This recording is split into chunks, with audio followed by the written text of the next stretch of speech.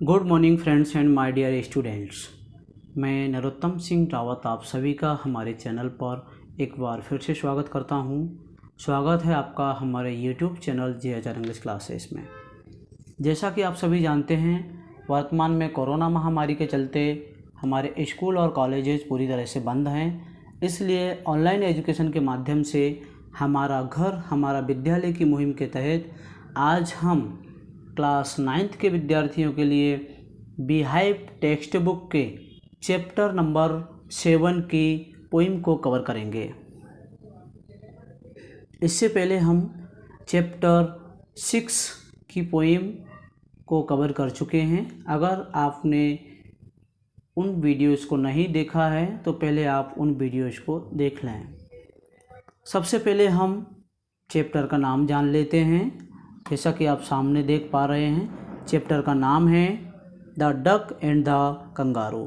जैसा का नाम से ही मालूम पड़ रहा है, the duck and the kangaroo, एक बतख और एक कंगारू, ये इन दोनों की कहानी है और जिसको लिखा है एडवर्ड लीयर ने।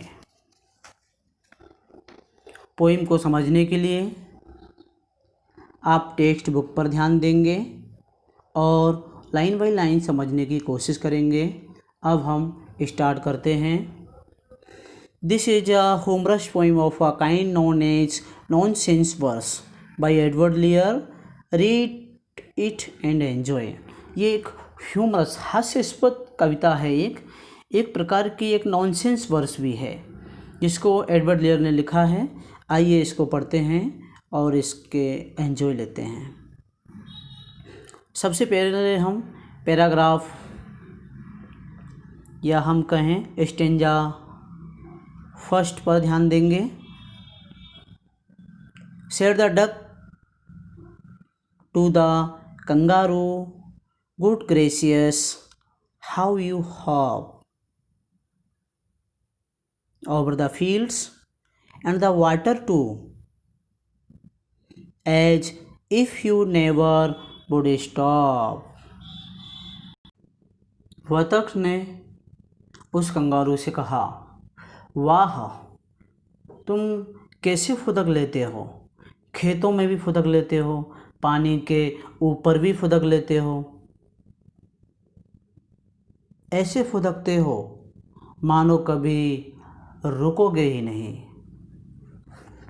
My life is a war in this misty pond, and I long to go out in the world beyond. I wish I could hop like you, said the duck to the kangaroo. इस भद्दे और गंधे तालाब में, एक पोखर में, pond means होता है एक छोटा मोटा कोई तालाब, पोखर में मैं तो ऊब गया हूँ और मैं अब इस जहाँ से दूर की दुनिया को देखना चाहता हूँ। मेरी भी इच्छा है कि मैं भी तुम्हारी भांति फुदक फुदक कर चल सकूँ। स्टेंजा फर्स्ट कंप्लीट हुआ। वोकेब लिखेंगे। गुड ग्रेसियस मीन्स होता है आश्चर्य की अभिव्यक्ति, वाह, और हॉप मीन्स होता है जंप फुदकना, और नेस्टी मीन्स होता है भद्दा होना, गंदा होना, और यहाँ पर पॉन्ड मीन्स होता है तालाब।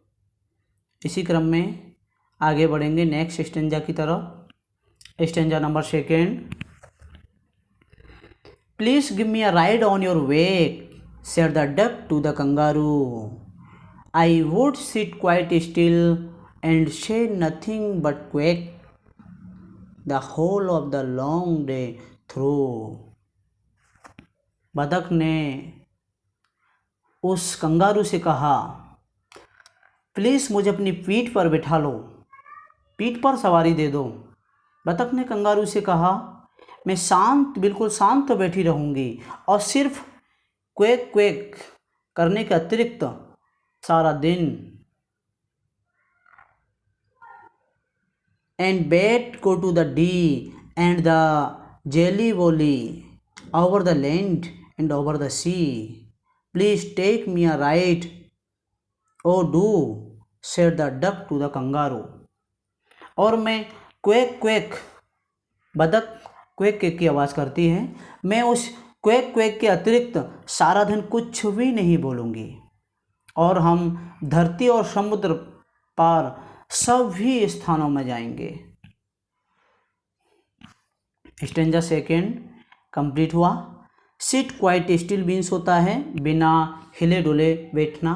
नथिंग मीन्स होता है कुछ भी नहीं। होल मीन्स होता है पूरा। इसी क्रम में आगे whole over the sea means होता है पूरा समुद्र। इसी कड़ी में आगे स्टेंजा 3 की तरफ बढ़ेंगे। Said the kangaroo to the duck, "This requires some little reflections. Perhaps on the whole it might bring me luck." And there seems but one objection. Kangaroo ने बतख से कहा, इसमें थोड़ी सी चिंतन करने की आवश्यकता है। संभवतः कुल मिलाकर इससे मुझे कुछ लाभ होगा, परंतु एक ही आपत्ति है। क्या आपत्ति है? Which is, you will let me speak so bold, your feet are unpleasantly wet and cold, and would probably give me the rheumatiz, said the kangaroo. क्या आपत्ति है? यह है कि यदि मैं साहस करके बोलूं तो यह है कि आपके ठंडे और गीले पैर मुझे न सुहाएंगे। आपके ठंडे और जो गीले पैर हैं वो मुझे अच्छे नहीं लगेंगे और हो सकता है मुझे उससे कुछ घटिया बटिया हो जाए। इसी क्रम में आप वोकैब देखेंगे। रिफ्लेक्शन मीन्स होता है सोच विचार करना, चिंतन करना। रियूमेटिज्म मीन्स होता है गठिया। और इसी कड़ी में प्रोबेबली मीन्स होता है संभवतया। इसी कड़ी में नेक्स्ट पैराग्राफ की तरफ बढ़ेंगे। Next stanza number 4। Said the duck, "As I sat on the rocks, I have thought over that completely, and I bought 4 pairs of worsted socks, which fit my web feet neatly."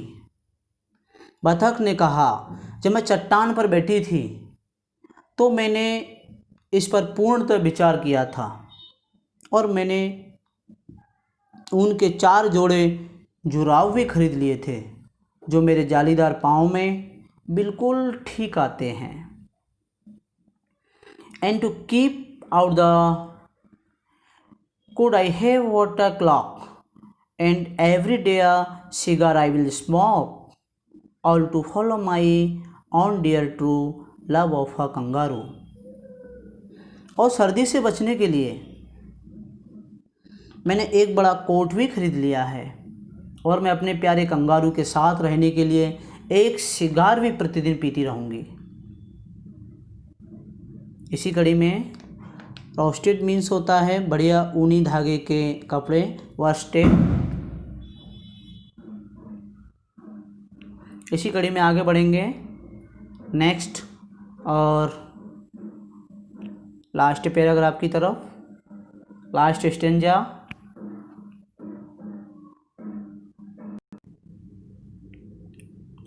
Said the kangaroo, "I am ready, all in the moonlight pale, but to balance me well, dear duck, sit steady and quiet at the end of my tail." Kangaroo बोला, मैं तैयार हूँ इस हल्की सी चांदनी में, परंतु मुझे ठीक संतुलन बनाने के लिए तुम बिना हिले डुले बैठना और मेरी पूंछ के बिल्कुल आखिरी सिरे पर बैठना। So away they went with a hop and a bound, and they hopped the whole world 3 times round. And who so happy, oh who, as the duck and the kangaroo. और इस प्रकार वे दोनों छलांगे मारते हुए फुदकते हुए चले गए और उन्होंने सारे विश्व के 3 चक्कर लगाए और बतख और कंगारू से अधिक प्रसन्न इस समय कोई भी नहीं था। कंप्लीट हुई पोइम, पूरी कंप्लीट हुई।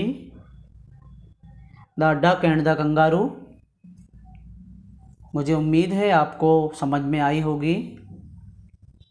आपने समय देकर ये सेशन देखा, इसके लिए आप सभी को बहुत बहुत थैंक यू। मुझे उम्मीद है आपको ये पोएम बहुत ही अच्छे से समझ में आई होगी। अब हमारी मुलाकात होगी अगले वीडियो में नए चैप्टर के साथ। तब तक आप खुश रहिए, सुरक्षित रहिए और अपना ध्यान रखिए।